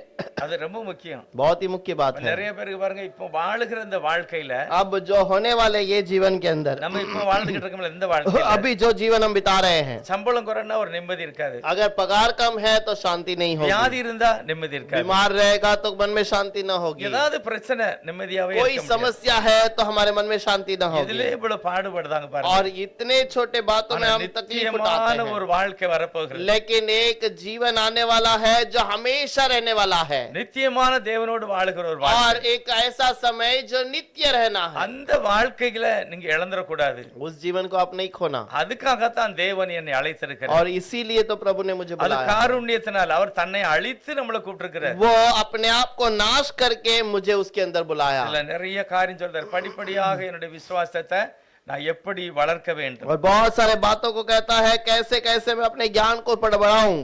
இப்படி எல்லாம் இருக்கிறபடினால और ऐसे रहने के कारण இப்படி எல்லாம் இருக்கு. कैसी कैसी உலகத்துல बातें हैं। உங்களை இச்சையை தள்ளி எதையாவது ஒரு ரூட்டை மாத்தி விட்டுருவான். दुनिया की लालसा को बढ़ाकर तुम्हारे प्रभु से दूर करने का काम करता நீங்க மாற है, முடியாது. तुम बदल नहीं जाओगे। அதனால இப்படிப்பட்ட இக்கட்ல நீ அகப்படாதபடிக்கு உன்னை நான் மீட்டிருக்கிறேன். और इसलिए ऐसे बातों में नहीं फंसने के लिए मैं तुम्हें छुटकारा दिया हूं, வாக்குத்தத்தம் கொடுத்திருக்கிறேன். वागदान दिया हूं। இப்படி இருக்கிறபடினால் ऐसा है इसलिए 5வது வசனம், 5वां वचन, இப்படி இருக்க ऐसा நீங்க है எவ்வளவு ஜாக்கிரதையாக இருக்கணும். इस कारण तुम बहुत ही ध्यान से रहो, உங்களுடைய விசுவாசத்துல நீ கண்டிப்பா தைரியத்தையும் தைரியத்தோட ஞானத்தையும் நீங்க பெற்றுக்கொள்ளணும். और अपने विश्वास में सद्गुण और सद्गुण से ज्ञान में भी बढ़ना है। இது ரொம்ப முக்கியமானது அப்படிங்கிறார். ये बहुत ही मुख्य बात है, ரொம்ப முக்கியம். बहुत ही मुख्य है। இதனால உங்களுக்கு உலகத்திலேயே ஆசீர்வாதம், ஆவிக்குரிய வாழ்க்கையிலும் ஆசீர்வாதம். इस कारण तुम्हें दुनिया में भी आशीष और स्वर्ग के का बातों में भी आशीष है। நிறைய காரியங்களை அசால்ட்டா இருந்தா ஒரு மாதிரி தான் இருப்போம். बहुत सारे बातों में अगर अपने मन मर्जी से रहेंगे तो वो ऐसा बिगड़ जाएगा। பாண்டுவில மனோகர் அப்படின்னு ஒரு வக்கீல் இருந்தாரு. बांडुप पे मनोहर करके एक वकील थे, அவர் சிஎஸ்ஐ போவாரு. वो सीएसए कलीसिया में जाते हैं। அவர் இறந்துட்டாரு. अभी वो बीच में गुजर गए, ஒரு நாள் ஒரு வீட்டுக்கு நான் ஒரு பிரதர் என்னை கூட்டு பண்ணாரு. और उनके घर पर एक भाई मुझे वहां पर लेकर அங்க गए ஒரு थे। பெரிய ஆபீஸ் ரூம். वो उनका एक बड़ा ऑफिस रूम है, அந்த ஆபீஸ் ரூம்ல முக்கியமான இடத்துல ஒரு கணவதி வச்சிருக்காரு. और उस ऑफिस रूम में मुख्य स्थान पर वो एक गणपति की मूर्ति को रखे हैं। அப்ப கேட்டேன், என்ன பிரதர் இதெல்லாம் வச்சிருக்கே அப்படின்னு. मैंने कहा कि आप ब्रदर आप ये सब चीजें रखे हैं? நான் கிறிஸ்டியன் தான். बोल के मैं क्रिश्चियन ஆனா हूँ, என்னைக்கு இதை பின்பற்ற ஆரம்பிச்சேன்னு அன்னைக்கு தான் என்னுடைய வேலையில எல்லாம் வெற்றி அடைகிறேன். और जिस दिन मैं इसका पालन करना शुरू किया मेरे काम में मैं जय पाया। நல்லா படிச்சிருக்கிறாரு. मैं बहुत अच्छा पढ़ा लिखा है, வக்கீலு. वकील है, அது எப்படி தலைகளை போயிட்டாருன்னு நம்ம நினைப்போம். और कैसे हम सोच सकते हैं कि ये ऊपर उल्टा हो गया है, ஆயிரம் हो जाएगा। எல்லாரும் இப்படி ஆயிருவாங்களா? क्या सब लोग ऐसे हो ஆஹா, जाएंगे? யாரு தெய்வத்தை அறிந்தாங்களோ அவங்க நிச்சயமா ஆக மாட்டாங்க. जो प्रभु को समझ लिए हैं वो लोग ऐसे नहीं பாக்கி बिगड़े, எல்லாரும் மாறுவாங்க. लेकिन बाकी सब बदल जाएंगे। சூழ்நிலை வந்தா எல்லாமே செய்வாங்க. परिस्थिति आएगी तो सब कुछ करेंगे। கணவன் மனைவிட்ட உண்மை இல்லைன்னு வைங்களேன், போய் சொல்றாங்க. अगर पति पत्नी सच्चाई से नहीं रहे, ஒரு கீழ்ப்படுதல் ஒரு ஆலோசனை யாரும் கேட்கல, अगर एक बात को नहीं सुने या नहीं माने, அவங்களே ராஜா, वो अपने मन का राजा है, அவங்களே மந்திரி. वही मंत्री இந்த है। ஆட்களை நீங்க பாத்தீங்கன்னா சூழ்நிலை வந்தா என்னவும் செய்வாங்க. और ये लोग परिस्थिति आने पर सब काम करेंगे, எதனாலும் செய்வாங்க. कुछ भी करेंगे, களவாம்பாங்க, கொலை செய்வாங்க. और चोरी भी करेंगे, घात भी ஏன்னா करेंगे, அவங்களுக்கு தெய்வம் மேல உள்ள ஒரு அன்பும் கிடையாது, தேவனுடைய கட்டளைக்கு கீழ்ப்படியே மாட்டாங்க. क्योंकि वो प्रभु के ऊपर का कोई प्रेम भी नहीं है, प्रभु की आज्ञा का पालन भी नहीं சூழ்நிலை करेंगे। வரும்போது எல்லாம் செய்வான். परिस्थिति आने पर सब कुछ அதுதான் करेंगे। பைபிள் சொல்லுகிறது. और वही बाइबल நான் कहता உன்னை है, கிருபையினால காருண்யத்தினால உன்னை அழைத்திருக்கிறேன். मैं तुम्हें अनुग्रह और दया से बचाया हूं, ஆனா உலகம் உன்னை கேட்டுக்கு தான் இழுக்கு. लेकिन दुनिया तुम्हें बुराई की ओर खींचता है। இப்படியெல்லாம் பிரச்சனை இருக்கிறதுனால और ऐसा समस्या है, इसीलिए மிகுந்த ஜாக்கிரதையா உன்னுடைய விசுவாசத்தை காத்துக்கொள்ள வேண்டும். बहुत ही ध्यान से अपने विश्वास को संभाल लो। அடுத்துல அதுல பாருங்க, வரிசையா எப்படி போட்டிருக்கு பாருங்க. और उसके बाद आगे क्या लिखा है? அதாவது இப்படி இருக்கிறபடியா நீ அதிக ஜாக்கிரதை உள்ளவனாய் ऐसा रहने के कारण तुम बहुत ध्यान से உங்கள் रहना, விசுவாசத்தோட தைரியத்தையும் तुम्हारे विश्वास के साथ धैर्य को, தைரியத்தோட ஞானத்தையும், और धैर्य के साथ ज्ञान को, ரொம்ப முக்கிய ஞானம் தான் போட்டிருக்கு. और बहुत ही मुख्य ज्ञान की बातें हैं। 1 கொரிந்தியர் 12வது அதிகாரத்துல ஆவிக்குரிய வரங்களை போட்டிருக்கு பாருங்க. அதுலயும் ஃபர்ஸ்ட் नंबर 1 ज्ञान। और पहले कुरिन्थियों की किताब जब आत्मा के वरदान के बारे में लिखा है तो वहां पर भी ज्ञान को पहला स्थान दिया गया है। நான் செய்யற வேலை ஞானமா இருக்கா இல்ல நான் ஒரு முட்டாள போல செய்துகிட்டு இருக்கேன்? हमें सोच कर देखना है मैं जो काम करता हूँ वो ज्ञानवान है या मूर्ख के समान है। நம்ம நடவடிக்கையெல்லாம் கொஞ்சம் யோசித்து பார்ப்போம். हमारा चाल चलन को सोच के देखिए। எப்படிப்பட்ட சூழ்நிலையில இருந்து நம்மளை கொண்டு வந்திருக்கிறார். कैसे परिस्थिति में हमें लेकर आए हैं। நடந்து வந்த பாதையெல்லாம் கொஞ்சம் யோசித்து பாருங்க. चलने वाले स्थान को याद करके देखिए, தேவன் என்னை எப்படி இருந்து எந்த நிலைக்கு வச்சிருக்கிறார். कैसे स्थान में मैं पड़ा था और आज प्रभु ने मुझे कहां पर ஆனா रखा நான் है। அவரை பின்பற்றுகிறது ஞானமா இருக்கா இல்ல புத்தியீனமா செய்துகிட்டு இருக்கிறேன். और मैं जो उसको पालन करता हूँ वो ज्ञानवान का काम है कि निर्बुद्धि का நீங்க काम है। ஆண்டவரை மட்டும் நல்லா தெரிஞ்சுக்கிட்டேன்னு வைங்களேன், உங்க படிப்பை பற்றியோ உங்களுடைய திறமையெல்லாம் விடுங்க, தேவன் உங்களை மகிமையான இடத்துல வைப்பார். आप प्रभु को अगर सही से जान लोगे तो बस वो काफी है, प्रभु आपको ऊंचे स्थान पे रखेगा, மகிமையான இடத்துல வைப்பார். महिमा के स्थान पे ஒரு रखेगा। திறமை எங்க காருண்யா இல்ல, நான் சொன்ன பாருங்க செல்வி காருண்யா, मैंने जो कहा था मेरे गांव का सेल्वी कारुण्या घर, அங்க ஒரு ஆளு கஷ்டப்பட்ட ஆளு ஒல்லி காந்தா வெட்ட தான் போயிருக்கிறார். और वहां पर एक व्यक्ति वहां पर कांदा काटने का काम करने के लिए गया था। அந்த காருண்யா இல்லத்துக்குள்ளே ஒரு சின்ன சபை இருக்கிறது. और उस कारुण्या के उस घर के अंदर भी एक छोटा सा चर्च है। அந்த சபையில ஒரு எழுத்து, அங்க ஒரு வாசகம் எழுதி போட்டிருக்காங்க ஃபர்ஸ்ட்ல, और वहां पर एक वचन लिख कर रखा है, நீர் என்னை காணுகிற தேவன். और तू मुझे देखने वाला प्रभु நல்ல है। ஒரு அருமையான இடம், बहुत ही अच्छा स्थान है। நல்ல இந்த சாப்பாடுலாம் பாத்தீங்கன்னா சாதாரண சாப்பாடுல ஃபர்ஸ்ட் கிளாஸ் சாப்பாடு. और उनको खाना जो दिया जाता है बहुत ही अच्छा खाना दिया जाता அவ்வளவு है, சிஸ்டமா செய்தாங்க. उतना अच्छा काम करते हैं। அங்க காய்கறி வெட்டுறதுக்கு ஒருவர் வந்திருக்கிறாரு. और वहां पर बाजी काटने का काम करने के लिए एक लड़का आया था। அதெல்லாம் முடிச்சிட்டு அவர் போய் உட்கார்ந்து படிப்பாரு. और वो सब काम करने के बाद वो पढ़ाई भी करता था। 5 6 தான் படிச்சிருக்காரு. केवल 5 या 6 पढ़ाई किया। ஆனா இவங்கிட்ட பையன் மாட்ட போய் கேட்டு கேட்டு படிக்காது. और यहाँ पर दूसरे लड़कों से सीख सीख कर वो सीखता था। அங்க ஒரு பையன் இருந்தான், சித்தப்ப பையன், அவர் நல்ல ஒரு பேர். அவன் என்ன செய்தான்னா இவங்களுடைய இன்ட்ரெஸ்ட பார்த்த உடனே ஐயா நீங்க படிக்கலான்னு கேட்டிருக்கான். और ये इतना चाहत से काम करके पढ़ाई भी करता था, उसने पूछा कि क्या आपको पढ़ाई करने की इच्छा है। அவருக்கு 19 வயசு. और तब उसका 19 उम्र। எனக்கு படிக்கணும்னு ஆசை இருக்குன்றாரு. उसने कहा मुझे पढ़ने का तो मन है। ஒரு நாள் அவருக்கு டியூஷன் எடுத்திருக்காங்க. हर एक दिन उसे ट्यूशन लिया गया। நேரடி எஸ்எஸ்எல்சி பரீட்சை எழுதக்குள்ள ஏற்பாடு ஒரு பண்ணிட்டாங்க. और सीधा 10वीं कक्षा लिखने का एग्जाम की तैयारी हो गई। ஏன்னா எங்க ஊர்ல அந்த காருண்யா நடத்துற முக்கியமான ஒரு பொறுப்புல இருக்கிறாரு. और मेरे गांव में जो कारुण्या का वो घर चलाते हैं वो मुख्य स्थान पर भी काम करते हैं। அவர் போய் மேல பள்ளிக்கூடத்துல திருநெல்வேலியில போய் டைசஸ்ல பேசி இவருக்கு பரீட்சை எழுதக்குள்ள எல்லா ஏற்பாடும் பண்ணியாச்சு. और वो ऊपर सब अधिकारियों से बात करके इनको परीक्षा लिखने का भी काम करवा दिया। பாஸ் பண்ணிட்டாரு. ये पास भी हो गया। அடுத்து பாஸ் பண்ணாரு. उसके बाद पास हुआ। கடைசில ஒரு பெரிய வக்கீல் ஆயிட்டாரு. आज वो बहुत बड़ा वकील बन गया है। ஒரு நடக்க முடியாத போலியோல அட்டாக் ஆன ஒரு பெண்ணை கல்யாணம் கிட்ட இருக்காரு. और जो चल नहीं सकती है पोलियो में, उसको उसके साथ उसने शादी की है। இப்போ ஒரு வக்கீல் வேலை பார்க்கல, இந்த என்ன சொல்லுவாங்க இந்த एग्रीमेंट पेपर செய்தார். और अभी वो वकील का काम नहीं करते, लेकिन वकील के काम के द्वारा वो अग्रीमेंट का काम करते हैं। அந்த இது படிச்சதனால அது கொடுத்திருக்காங்க. और वो काम करने के कारण ये काम उनको मिला है। நிலம் வீடு பத்திரம் முடிக்க வேலை. और घर का या जो जमीन लिख के देने का जो काम है वो करते हैं। அருமையான ஒரு வீடு கட்டிருக்கிறார். अच्छा सा घर बनाया है। உண்மையிலே பாத்தீங்கன்னா தேவன் ஒரு மனுஷனை உயர்த்த முடியும். और प्रभु एक व्यक्ति को बढ़ा सकता அந்த है। இடத்துல போனாரு, தினமும் அந்த ஃபேமிலி பிரேயர்ல அவர் கலந்துக்கிடுவாரு. और वहां पर जाता है, हर दिन परिवार के साथ सभा में அந்த आता है। காருண்ய இல்லத்துல நடக்கிற ஜெபத்துல उस कारुण्य भवन के अंदर होने वाला उस प्रार्थना घर में, அந்த பிள்ளைகள் படிக்கிறது எல்லாத்தையும் கவனிச்சு ஆண்டவரை பின்பற்றினாரு, நம்பர் 1ல இருக்கு. और वहां पर आने वाले सारे परिवार को उसने जान लिया, वहां पर मुख्य स्थान पर है। எங்க ஊர்ல வெளிய இருந்து உள்ள வரணும், ஃபர்ஸ்ட் ரைட் சைடுல ஒரு பெரிய ஒரு மலை இருக்கு. ஃபர்ஸ்ட் வீடு அவர் வீடு தான். और वो हमारे गांव में जाते हैं तो दाहिने ओर में एक बहुत बड़ा पहाड़ है, उसके पास में पहला घर उसका है। நல்ல அருமையான வீடு. बहुत अच्छा घर है। தேவன் ஒரு மனிதனை உயர்த்தணும். परमेश्वर एक व्यक्ति को बढ़ाना चाहिए। படிக்கிறது தவறு இல்ல, पढ़ना गलत नहीं। உலகத்துல நம்ம சில காரியங்களை கற்றுக்கொள்வது தப்பே கிடையாது. दुनिया की बातों को सीखने में कोई गलत ஆனா नहीं। இதெல்லாம் காட்டிலும் நான் தெய்வத்தை அறிந்து கொள்ள ये வேண்டும். सारी चीजों में पहला प्रभु को जानना है। ஆபிரகாம் உயர்வது காரணம் தான், ஆண்டவரை அவர் தெரிஞ்சுக்கிட்டாரு. और अब्राहम बढ़ोतरी का कारण यही है, उसने प्रभु को जान लिया। யோசேப்புடைய மேன்மைக்கு காரணம் यूसुफ का बढ़ाई का कारण, அவர் நம்பி இருக்கிறவர் யாருன்னு அவர் தெரிஞ்சது. और वो जो भरोसा करता है वो प्रभु कौन है करके वो जानता தேவனுக்கு था। முன்பாக அந்த காரியத்தை செய்யக்கூடாது. प्रभु के समूह में ये कार्य नहीं करना है। அது ஆண்டவரை பற்றி அவர் புரிஞ்சதுனால இப்படி சொல்றாரு. प्रभु के बारे में समझने के कारण ऐसा किया। இன்னைக்கு தேவனை பற்றி தெரிஞ்சிருந்தா आज प्रभु के बारे में यदि जानते வீட்டுக்குள்ள हमारे घर के अंदर, உண்மையிலே நம்ம ஒழுங்கா இருப்போம். और जरूर हम सीधे நிறைய रहेंगे। பேர் தாய் தகப்பனுக்கு எல்லாம் ரொம்ப தொல்லை கொடுக்கிற ஆட்கள் இருக்காங்க. बहुत सारे लोग अपने माता पिता को तकलीफ देने वाले हैं।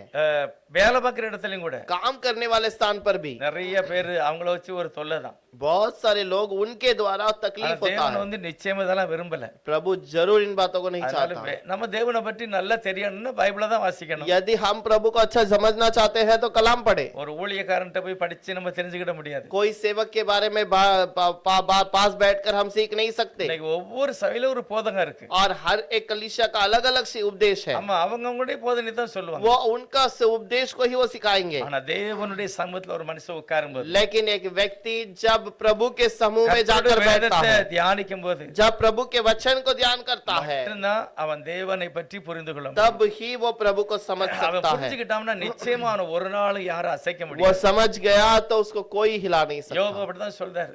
अय्यूब ऐसे ही ஆண்டவரே, कहता உம்மை है பற்றி நான் கேள்விப்பட்டேன், प्रभु मेरे तो आपके बारे में सुना है உண்மையிலே மகிமையானது. और ये बहुत ही महिमा की ஆகவே बात है என்ன நடந்தாலும் சரி நான் உமக்கு நன்றி தான் சொல்லுவேன். और कुछ भी क्यों ना हो मैं आपको महिमा நான் करूंगा சோதிக்கப்படுகிறேன். मैं परीक्षा में நான் आता हूँ சோதிக்கப்பட்ட பின்பு நான் பொன்னாக விளங்குவேன். जब मैं परीक्षा पे पार करूंगा तब मैं सोने के समान गिना जाऊंगा 23வது அதிகாரம் யோபுல अय्यूब 23वां अध्याय के अंदर அவர் ஒரு காரியத்தை மனம் திறந்து பேசுகிறார். वो एक बात को हम पूरे मन से कहता है யோபு 23வது அதிகாரம் अय्यूब का 23वां अध्याय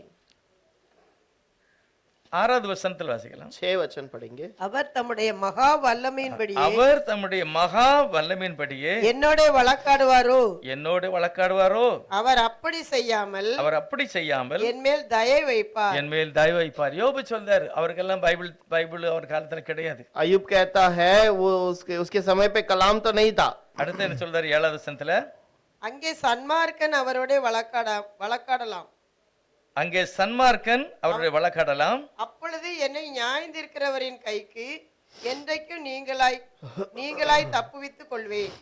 தேவ சமூகத்துல நான் இருக்கும்போது நிச்சயமா என்னை தேவன் தப்புவிப்பார். और जब प्रभु के समूह में है तो प्रभु मुझे छुड़ाएगा அடுத்த வாசிப்புகளை, இதோ நான் முன்னதாக போனாலும் அவர் இல்லை, பின்னாக போனாலும் அவரை பின்னால பார்த்தாலும் அவரை காணல, இடதுபுறத்தில் அவர் கிரியை செய்ய ஆனா என்னுடைய இடதுபுறத்துல அவர் வேலை செய்கிறார், அவரை காணேன். நான் பார்க்கல. அவர் வலதுபுறத்திலும் நான் அவரை காணாதபடிக்கு ஒளிந்திருக்கிறார். அவரை நான் பார்க்க முடியல, அவர் மறைந்து கிரியை செய்கிறார். और मैं उसे देख ही नहीं पाता वो मेरे चारों ओर है लेकिन वो मेरे लिए काम करता रहता है 10வது வசனம் பாருங்க, ஆனாலும் எவ்வளவு ஒரு நான் ஆணித்தரமா போகும் வழியை அவர் சொல்கிறார். அறிவார். ஆனாலும் நான் போகும் வழியை அவர் அறிவார். அவர் அறிவார். அவர் என்னை சோதித்த பின் என்னை அவர் சோதித்த பின் நான் பொன்னாக விளங்குவேன். நான் பொன்னாக விளங்கு. எவ்வளவு ஒரு நம்பிக்கை உள்ள ஒரு வார்த்தை பாருங்க. कितना भरोसामंद वचन है देखिए தேவனை அறிகிற ஒரு மனுஷன் परमेश्वर को जानने वाला एक व्यक्ति 19வது அதிகாரத்துல சொல்லுகிறார். 19वें अध्याय पर भी कहता है 23வது வசனத்துல, तो 23वां वचन இப்பொழுது நான் சொல்லும் வார்த்தைகளை எழுதப்பட்டால் நலமாய் இருக்கும். भला होता कि मेरी बातें लिखी जाती, அவைகளை ஒரு புஸ்தகத்திலே வரையப்பட்டு, भला होता कि वह पुस्तक में लिखी जाती அது அழியாதபடி ஒரு எழுத்து அலுமினியத்தில் அதை எழுதணும் அப்படிங்கிறார். और वो लोहे की टाकों और शीशों में वो वहां पर चट्टान पर खोदी இல்ல जाती கல்லுல பதியும்படி எழுத வேண்டும். या फिर चट्टान में खोदी जाती तो भला होता அது என்னது அப்படின்னா, क्या बात है என் மீட்பர் உயிரோடு இருக்கிறார், मेरा छुड़ाने वाला जीवित है அவர் கடைசி நாளிலே பூமியின் மேல் நிற்பார் और वो अंत में पृथ्वी पर खड़ा होगा என்று எனக்கு தெரியும். मैं जानता हूं அதனால இந்த வியாதியில और इसलिए इस बीमार के என் अंदर தோல் முதலானவர்கள் அழிந்து போனாலும், और मेरा नाशवान शरीर ये पूरा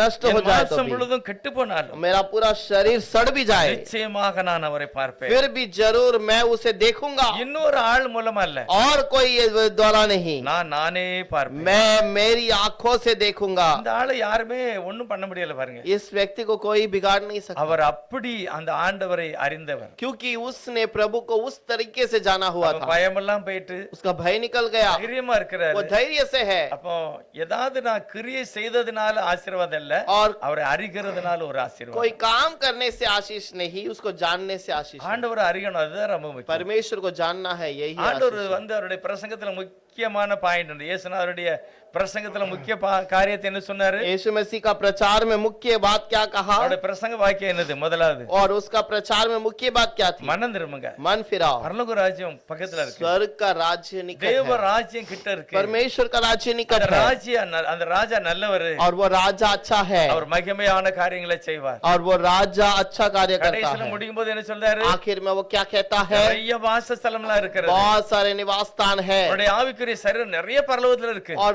वो बहुत सारे निवास स्थान स्वर्ग में है। உங்களுக்காக ஒரு ஸ்தலத்தை मैं ஆயத்தப்படுத்துறேன். तुम्हारे लिए एक स्थान तैयार करूंगा அதனால நீங்க தைரியமா இருக்கணும். और इसलिए धैर्य से रहो। நான் எங்க இருக்கிறேனோ அங்க நீங்களும் இருப்பீங்க. जहां मैं रहूंगा वहां पर तुम्हें भी ले அதுதான் जाऊंगा। அவருடைய நம்பிக்கை. यही उसका भरोसा है। ஆண்டவருடைய அந்த சுத்த இருதயத்தோட நம்பினவர்கள் और परमेश्वर को शुद्ध मन से जानने वाले கண்டிப்பா வாழ்க்கையில மாறுதலா இருப்பாங்க. और जरूर उसके मन में आशीषित और ரொம்ப बदलाव மாறுதலா இருப்பாங்க. बहुत सारी बदलावट இந்த रहेंगी। நீலிமா கூட பிறந்த ஒரு சகோதரி இறந்து போயிட்டு और नीलिमा सिस्टर के साथ में उनका एक बहन थी जो गुजर गई அந்த है। அடக்கத்துக்கு நாங்க போயிருந்தோம். उसके दफन के लिए हम गए थे। அவ கூட பிறந்த நிறைய பேர் வந்திருந்தாங்க. उसके जो भाई बहन बहुत सारे लोग आए थे। என்னெல்லாமோ சில இந்து முறைப்படி செஞ்சாங்க. बहुत सारे जो हिंदू रीति के अनुसार किया था। ஆனா நீலிமாவும் செய்யல. அவ கூட பிறந்த இன்னொரு சகோதரி இருந்தா கிறிஸ்டியன், அவளும் அந்த மாதிரி செய்யல. और उसके परिवार के साथ में उसकी जो और एक बहन थी उसने भी वो कार्य नहीं किया, और उसका और एक रिश्तेदार था जो प्रभु को विश्वास करते थे, वो दोनों ने उस कार्य को नहीं வீட்டுக்கு போயிருந்தாங்க. किया। उस मरण वाले घर पे गए थे। நடவடிக்கையில அவங்க தலையிடவே இல்லை. लेकिन उनके चाल चलन के बीच में वो गए नहीं। தன்னை வித்தியாசப்படுத்தி காண்பிக்கிறது. अपने आप को अलग करके दिखाते हैं। ஆண்டவரை அறிகிறவர்கள் இப்படி செய்வாங்க. प्रभु को जानने वाले ऐसे कार्य करते हैं। ஒரு வசன வாசிக்கலாம். எரேமியா 9வது அதிகாரம் यिर्मयाह का किताब उसका 9वां अध्याय 23வது வசனம் और उस पे 23वां वचन। ஞானி தன் ஞானத்தை குறித்து மேன்மை பாராட்ட வேண்டாம், பராக்கிரமன் தன் பராக்கிரமத்தை குறித்து மேன்மை பாராட்ட வேண்டாம், ஐஸ்வர்யவான் தன் ஐஸ்வர்யத்தை குறித்து மேன்மை பாராட்ட வேண்டாம்.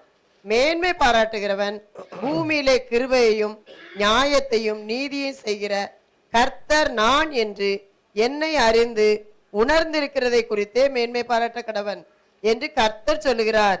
இவைகளின் மேல் பிரியமாய் இருக்கிறேன் என்று கர்த்தர் சொல்லுகிறார். 24வது வசனத்தை हिंदीல வாசிப்போம். 24वां वचन को पढ़ेंगे। परंतु जो घमंड करे वह इसी बात पर घमंड करे कि वह मुझे जानता और समझता है कि मैं ही वह यहोवा हूं जो पृथ्वी पर करुणा न्याय और धर्म के काम करता हूं, क्योंकि मैं इन्हीं बातों से प्रसन्न रहता हूं। கம்ப்யூட்டர்ல எனக்கு இதெல்லாம் தெரியும். அது சொல்றாரு, இதெல்லாம் பற்றி நீ மேன்மை பாராட்ட தேவையில்லை. और कंप्यूटर में मुझे सब कुछ पता है, ऐसा करके अपने आप पर घमंड न कर। நல்ல கிரிக்கெட் அடிப்பேன், நல்ல எக்ஸசைஸ் எல்லாம் செய்வேன், அதெல்லாம் உனக்கு தேவையில்லை. और मैं अच्छा एक्सरसाइज करता हूँ, अच्छा क्रिकेट खेलता हूँ, उस पे घमंड ना कर। நிறைய என்கிட்ட பிக்ஸ்ல டிபாசிட்லாம் பணம் இருக்கு. और फिक्स डिपॉजिट में मेरे पास बहुत पैसे हैं। அது பைபிள்ல அந்த மூணு காரியத்தை சொல்றாரு. बाइबल में 3 बातों के बारे में कहता है। ஞானம், பராக்கிரமம், ஐஸ்வர்யம். और वहां पर जो धन और घमंड की बातें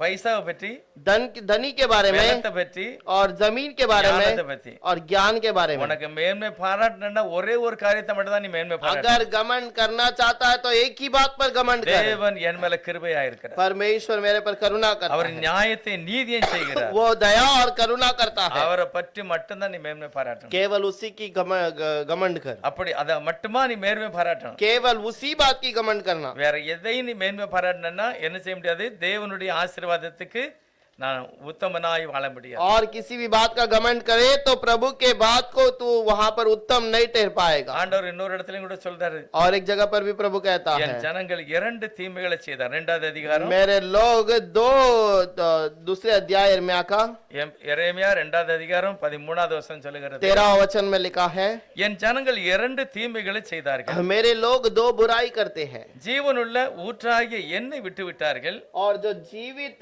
सोते आप मुझे छोड़ दिया। தண்ணீர் நிற்காத தொட்டிகளை அவங்களுக்கு வெட்டி கொண்டார்கள். வெடிப்புள்ள தொட்டி. वो ऐसा हौद अपने लिए बना लिए जिस पे छेद है।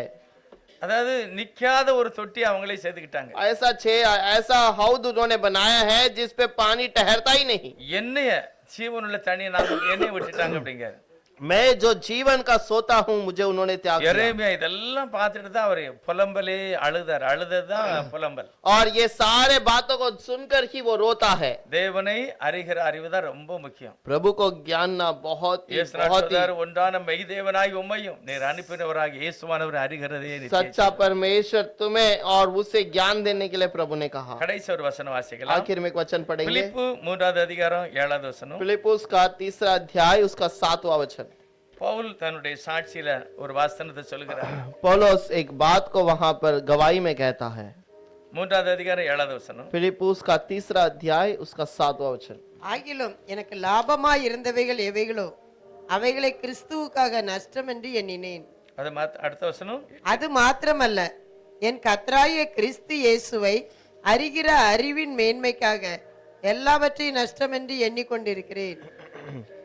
वरन परंतु मैं जो बातें मेरे लिए लाभ की थी उनको मैंने मसीहा के कारण हानि समझ लिया है, वरन मैं अपने प्रभु मसीहा यीशु की पहचान की उत्तम के कारण सब बातों को हानि समझता हूँ, जिसके कारण मैंने सब वस्तुओं की हानि उठाई और उन्हें कूड़ा समझता हूँ, जिससे मैं मसीहाओं को प्राप्त करूं சோதர் எல்லாத்தையும் நஷ்டமும் குப்பையுமாக எண்ணுகிறேன். और सबको नष्ट और कूड़ा समझता हूं. அதெல்லாம் மேல சொல்றாரு. அவங்களுடைய பரம்பரை, அவங்களுடைய கோத்திரம், அவருக்கு கிடைச்சப்பட்ட ஆசீர்வாதம், அவருடைய படிப்பு எல்லாம் இதெல்லாம் எனக்கு தெரியும். ஆனா இதெல்லாம் எனக்கு ஒண்ணுமே இல்ல. वो कहता है मेरा गोत्र, मेरा रीति रिवाज, मेरा पढ़ाई, मेरा ज्ञान सब कुछ है, ये सब कुछ कूड़ा है करके कहता है. எல்லாத்தையும் நான் நஷ்டமா எண்ணுகிறேன். सब कुछ एक हानि है करके कहता है. அது மாத்திரம் இல்ல, கர்த்தராகிய கிறிஸ்து இயேசுவை அறிகிற அறிவின் மேன்மைக்காக और प्रभु के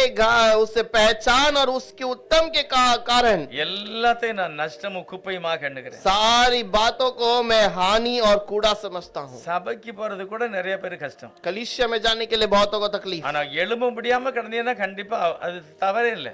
और अगर आप उठ ही नहीं पाए तो आपको मतलब आपको कमजोर है तो वो अलग बात है. கர்த்தர் உங்களை எழுப்பி நடக்க பண்ணுவார். प्रभु आपको उठकर चलाएगा. நடக்க முடிஞ்ச பிறகும் लेकिन चलने के बावजूद பரிசுத்த நாள கடைபிடிக்காதது, पवित्र दिन को स्मरण न करना, வேத வாசியாம விட்டது, कलाम बिना पढ़े छोड़ देना, ஜெபம் பண்ணாம இருக்கிறது, बिना प्रार्थना किए रहना, எல்லாம் உங்களுக்கு நீங்க ஒரு ஜீரோ, உங்களுக்கு ஒண்ணும் தெரியல. आप शून्य है, आपको कुछ नहीं आता. உங்களை பற்றியே தெரியல. आप अपने बारे में नहीं जानते. உங்களை பற்றியே தெரிஞ்சிருந்தா நீங்க பாக்கியவான்களா இருப்பீங்க. अगर आप अपने बारे में जानते तो आप धन्य हैं. ஏனென்றால் தேவனை அறிகிற அறிவு நமக்கு இல்ல.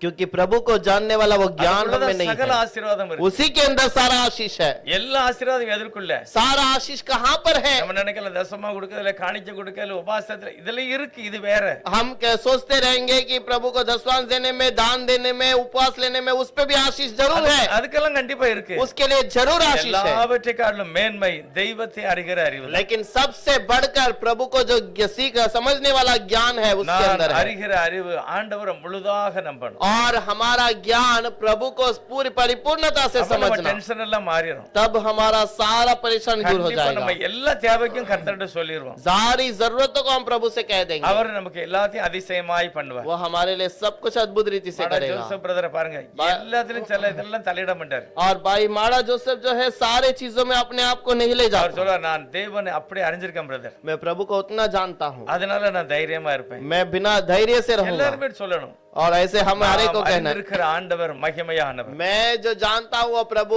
सच्चाई का है. கண்டிப்பா என்னுடைய நாட்கள் வருகிற நாள்ல என்னுடைய எதெல்லாம் எனக்கு வரணுமோ, எனக்கு தேவையோ அதெல்லாம் தருவார். आने वाले दिनों में मुझे जो जरूरत है वो सब कुछ वो मुझे देगा. அவர் பாத்துக்கிடுவாரு. वो मुझे देख लेगा. ஆபிரகாம் தான் சொன்னார். अब्राहम ने ऐसे ही कहा. மகன் கேட்க, அப்பா ஆட்டுக்குட்டி எங்கப்பா? उसके बेटे ने कहा, पिताजी भेड़ कहाँ है? விரவு இருக்கு, தீ இருக்கு, கத்தி இருக்கு, எல்லாமே இருக்கு. हमारे पास यहाँ पर लकड़ी है, आग है, चूरा है, ஆனா ஆட்டுக்குட்டி இல்லையே. लेकिन बलि का बकरा कहाँ है?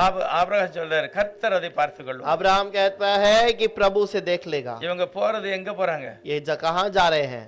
மலைக்கு போறாங்க. அங்க மார்க்கெட்லாம் கிடையாது. पहाड़ पे जा रहे हैं जहाँ पर कोई मार्केट नहीं है. நீங்க அந்த மலையை பாத்தீங்கன்னா, अगर वो पहाड़ को देखेंगे அது எப்படி இருக்கும் தெரியுமா? कैसा है? கீழ இருந்து பாத்தீங்கன்னா नीचे से देखेंगे. டப்பு பாத்தீங்களா? இப்படி டப்பு வந்து இப்படி ஸ்ட்ரைட்டா இருந்து இப்படி இருக்கும் பாருங்க, வளைஞ்சு இப்படி. जो टब है जो ऊपर एक समानता में रहेगा, फिर ऐसा பெரிய சாப்பாடு வடிக்கிறதுக்கு ஒரு இது இருக்கு பாருங்க, जो ஜாலி. जो खाना जो है खाना पकाने के समय पे जो पानी डालते हैं वो जल्दी होता है. அது இப்படி இப்படி இப்படி வந்து இப்படி, அதாவது இப்படி கீழே இப்படி அகலமா இருக்கும், இப்படி மேல வரும். और वो नीचे थोड़ा सा चौड़ा रहेगा और वो ऊपर बढ़ जाता அது है. கவுத்தி போட்டா எப்படி இருக்குமோ அதே மாதிரி தான் கொல்கத்தா उसको यदि पलटी करेंगे சீனாய் மலை. और उसको पलटी करेंगे तो कैसा रहेगा? वैसे ही सीनाई पर्वत है. அப்படிதான் ஒரு பெரிய மலை, ஆனா மேல ஸ்ட்ரைட்டான இடம். और वो बहुत बड़ा पहाड़ है, ऊपर सीधा है, और लेकिन चढ़ने का रास्ता बहुत ही அந்த இடத்துல தான் सही नहीं है. ஆபிரகாம் தன்னுடைய தரிசனத்தை பார்க்கிறார். उसी जगह पर अब्राहम ने उस दर्शन को देखा. கர்த்தர் பார்த்துக்கிடுவாரு. प्रभु देख लेगा. கர்த்தர் என்ன நினைப்பாரு, ஐயோ என் மேலெல்லாம் பழிய போட்டா நான் தானே பார்க்கணும். आप प्रभु सोचा रहेगा कि यार इसने मेरे ऊपर जिम्मेदारी डाल दी, अभी मुझे देखना அவர் पड़ेगा। தான் பார்த்தாரு. वो किसी ने देखा, उसी ने देखा है। வாஞ்சை, என்னுடைய விசுவாசம் அப்படிதான் இருக்கணும். मेरा विश्वास भी ऐसे होना चाहिए। தேவன் எல்லாவற்றையும் செய்து முடிக்க முடியும். प्रभु सब कुछ पूरा कर அவர் सकता है। எல்லாவற்றையும் செய்வதற்கு வல்லமுள்ளவராக இருக்கிறார். वो सब कुछ पूरा करने के लिए அந்த योग्य है। தெய்வத்தை நாம் அறியும் போதுதான் ஆசீர்வாதம். उस प्रभु को जानने के அதை समय पर அறிஞ்சிட்டோம்னா आशीष है। ஆட்டோமேட்டிக்கா நம்ம எல்லாத்தையுமே கடைபிடிக்க ஆரம்பிச்சிடும். उसे जान लोगे तो हम सब कुछ पालन करना शुरू कर யோசேப்பு देंगे। போல, यूसुफ के समान, தாவீதை போல, दाऊद के பவுலை समान, போல, पौलुस के समान। எல்லாம் அவரை அறிகிற அறிவு வந்துட்டாலே நம்ம நினைச்சிரும், பாக்கி உள்ளது தன்னாலே வந்துரும். उसको ज्ञान सीखने वाला ज्ञान आ जाए तो बाकी सब अपने आप आ जाएगा। கர்த்தர் சொல்ல வேண்டாம், நீ ஜெபம் பண்ணு சொல்லவே வேண்டாம். प्रभु कहने की आवश्यकता नहीं कि तू कुछ कार्य करे। பலிபீடம் கட்டி எனக்கு பலி செலுத்துப்பான்னு சொல்லவே வேண்டாம். प्रभु कहने की जरूरत नहीं है कि तू बलि का स्थान बनाकर मेरे लिए बलि चढ़ा। ஆண்டவரை அறிகிற அறிவு வந்துட்டுனா அவருடைய விருப்பமும் தெரிஞ்சுக்கணும். यदि उसके जानने वाला ज्ञान आ जाए तो सब कुछ उसकी इच्छा भी पैदा हो जाएगा। மகிமையான ஒரு ஆசீர்வாதத்தை நமக்கு தரணும். प्रभु ऐसे आशीष की बातों को हमें देता है। ஜெபம் பண்ணலாம். हम प्रार्थना करेंगे।